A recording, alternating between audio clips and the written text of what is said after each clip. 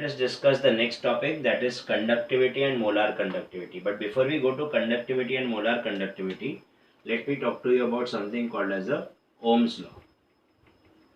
अब Ohm's law में क्या होता है? Ohm's law is V upon I is equals to R. बराबर है? Okay. Resistance we all know is directly proportional to length and inversely proportional to area of cross section. Okay. Proportionality sign हटाएंगे तो क्या आ जाएगा? एक constant आ जाएगा and that constant is called as resistivity. Okay.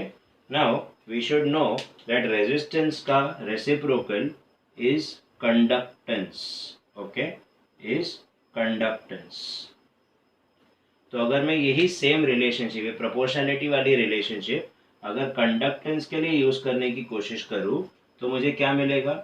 A upon L. Proportionality sign हटाएंगे तो एक constant आ जाएगा. जैसे रेजिस्टेंस का कांस्टेंट रेजिस्टिविटी था, वैसे ही कंडक्टेंस का कांस्टेंट क्या आ जाएगा? कंडक्टिविटी. ये अपना आज का मेजर टॉपिक है for this particular video. Alright, now इसको मैं पूरा रेसिप्रोकल कर देता हूँ तो मुझे मिलता है 1 upon G, 1 upon K, L upon A. And what is 1 upon G? 1 upon G is nothing but R. Therefore R is equals to 1 upon K, L upon A. अब ये वाले इक्वेशन को अगर आप इसके साथ कंपेयर करोगे तो what do you finally conclude कि जिस तरह resistance is the reciprocal of conductance, उसी तरह resistivity is the reciprocal of conductivity. Okay, अब हम देखते हैं कंडक्टिविटी की यूनिट्स क्या है. द यूनिट्स ऑफ के. यूनिट्स ऑफ के. ओके, अब देखो के को मैं ऊपर लेके जाता हूँ और आर को मैं नीचे लेकर आता हूँ. So it will look something like this. K is equals to 1 upon R, L upon A. And R की क्या यूनिट होती है? Ohm. Length is metre and area is metre square. एक एक मीटर कैंसिल हो जाएगा. सो आइडियली अपने को मिलना चाहिए था ohm inverse metre inverse. But एक छोटा सा प्रॉब्लम है कि जो भी हम पढ़ते हैं, मैंने स्टार्टिंग वीडियो में बताया था कि all the reactions occur inside in electrochemical cell and those electrochemical cells are very small in size. मतलब एक दो एग्जाम्पल में घड़ी का बैटरी है या रिमोट का बैटरी है. अब जरा खुद सोचो, घड़ी के बैटरी के लिए मीटर यूनिट यूज करना सही होगा क्या? घड़ी का बैटरी कितना छोटा है, रिमोट का बैटरी कितना छोटा है, तो उसके लिए यूजुअली हम मीटर यूज नहीं करते. तो कौन सा यूज करना चाहिए? Yes, centimetres. तो this is the standard unit for conductivity in electrochemistry. Ohm inverse, centimetre inverse. अब आप देखो ये क्या है? आर. ये है ohm. What is it? V upon I. But अगर अपने को ओम इनवर्स करना है तो आई अपॉन वी करना पड़ेगा. And therefore K can also be written as I upon V. I क्या है? एम्पियर. वी क्या है? वोल्टेज. सेंटीमीटर इनवर्स तो ऐसे का वैसा बैठा है. Finally ampere can also be written as coulombs per second. और volt inverse centimetre inverse. At the same time, we all know that ohm inverse can also be written as Siemens, and then we have centimeter inverse. तो अपनी standard unit तो ये रह गई, लेकिन ये classic CET question बन जाता है, which of these is the correct unit of conductivity. तो ये चारों में से कोई भी एक ऑप्शन आपका रह सकता है, which will be the correct answer. दूसरा क्वेश्चन उल्टा आ सकता है, which of these is not a unit of conductivity. तो चार में से कोई भी तीन सही होंगे और एक चौथा वाला ऑप्शन गलत हो सकता है. ऑलराइट, नाउ ये कंडक्टिविटी है क्या? रेजिस्टेंस क्या था?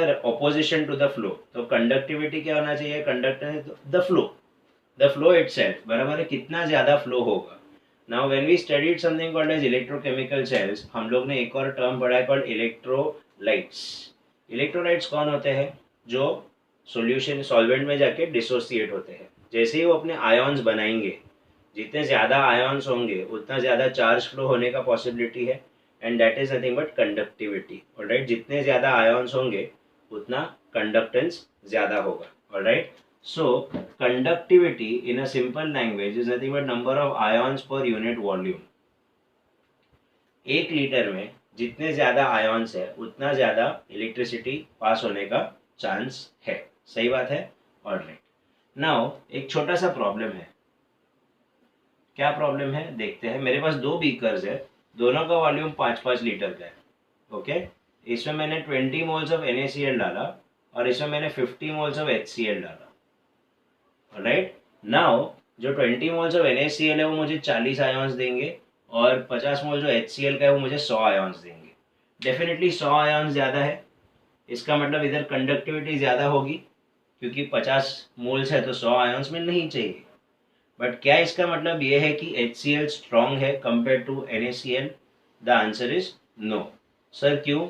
ऑब्वियसली सर उसको ज़्यादा मोल्स दिए हैं। इट्स लाइक इंडियन टीम को 15 विकेट दिया बैटिंग करने को और ऑस्ट्रेलिया की टीम को सिर्फ 5 विकेट दिया बैटिंग करने को, तो ऑब्वियसली इंडिया की टीम का रन ज़्यादा बनेंगे। इसका ये मतलब थोड़ी है कि इंडियन टीम की बैटिंग अच्छी है।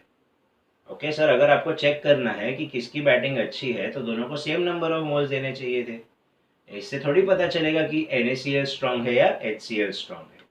एंड देयरफॉर कंडक्टिविटी का लिमिटेशन ये है कि we can not compare the strengths of electrolytes. Okay, we can not compare the strengths of electrolytes. अपने को नहीं पता चलेगा कि कौन सा इलेक्ट्रोलाइट स्ट्रॉन्ग है और कौन सा इलेक्ट्रोलाइट वीक है। And therefore we come across a new term called molar conductivity. Alright, let us see ये molar conductivity क्या है। ओके, नाम में ही है molar conductivity। जैसे सर अगर आपको चेक करना है कि किसकी बैटिंग अच्छी है तो आपने दोनों को सेम नंबर ऑफ विकेट्स देना चाहिए था। वैसे अगर मुझे यहाँ पे चेक करना है कि कौन ज़्यादा स्ट्रॉन्ग है, कौन ज़्यादा आयॉन्स दे रहा है, तो मुझे दोनों को सेम नंबर ऑफ मोल्स देना चाहिए था। And therefore the next term I have is molar conductivity. Okay, और मोलार कंडक्टिविटी का सिंबल है ये। This is capital lambda for all those who do not know. Okay, अब lambda is simple number of ions per mole. जैसे वहाँ पे वो ions पर लीटर है वैसे ही यहाँ पे आयॉन्स पर मोल है, बराबर है। And direct relationship between lambda and के इज दिस, के इंटू वी। अब के तो कंडक्टिविटी है वो तो आपको पता है, V is nothing but volume in which 1 mole of electrolyte is present. Okay, 1 mole of electrolyte is present. अपने को क्यों 1 मोल चाहिए? क्योंकि इट इज पर मोल ना, तो हम उतना ही वॉल्यूम उठाएंगे जिसमें सिर्फ 1 mole of the electrolyte present है, बराबर है। अब लैम्बडा की यूनिट्स की बारी, उधर भी प्रॉब्लम आएगा, इतना इजी थोड़ी है केमिस्ट्री। ओके, तो अभी क्या प्रॉब्लम है देखते हैं। प्रॉब्लम ये है कि वॉल्यूम जो होता है वो डेसीमीटर क्यूब में होता है। ओके, जबकि के जो है वो हमने सेंटीमीटर में लिया है। और क्योंकि वॉल्यूम में पर मोल आ रहा है, ओके, तो देखो ऐसा हो जाएगा, लैम्बडा इज इक्वल्स टू के इंटू वी। के की यूनिट में लिख देता हूँ ओम इनवर्स सेंटीमीटर इनवर्स, और ये हो जाएगा वॉल्यूम इन विच 1 मोल, सो इट्स वॉल्यूम पर मोल। और वॉल्यूम का यूनिट क्या है? डीएम क्यूब, और मोल आ जाएगा नीचे। अब क्या प्रॉब्लम है सर, एक सेंटीमीटर में है और दूसरा डेसीमीटर में है, तो ये तो नहीं चलेगा। We will have to convert it. We know that 1 centimetre is 10⁻⁻1 decimetre, बराबर है। या मैं उल्टा लिख भी सकता हूँ, 1 डेसीमीटर इज 10 सेंटीमीटर्स। सही बात है। तो अगर मैं इसका क्यूब करूँगा तो मुझे इसका भी क्यूब करना पड़ेगा। And therefore my units will be something, lambda is equals to k into v ohm inverse cm minus 1। अब ये dm का मैंने cm किया तो 10⁻³ आया कि नहीं, और नीचे क्या बचा है? मोल बचा है। अब ये 10⁻³ मतलब 1000 होता है, उसको मैं आगे ले लेता हूँ। सो मेरा फॉर्मूला हो जाएगा lambda is equals to 1000 kV ohm inverse -1 और +3 centimetre square and mole inverse. ये मेरा फॉर्मूला और ये मेरा यूनिट फॉर मोलार कंडक्टिविटी। मैं चाहूँ तो एक थोड़ा सा गेम खेल सकता हूँ। We should know, we all know in fact that what is concentration. ये यहाँ पे एक्स्ट्रा लिख रहा हूँ, कॉन्सेंट्रेशन इज N/V, बराबर है। अभी अपन ने कितने नंबर ऑफ मोल्स लिए थे? 1 लिया था कि नहीं? तो can I right that concentration is 1/V। तो V यहाँ पे आ गया तो C नीचे आ जाएगा। तो व्हाट इज V? 1/C।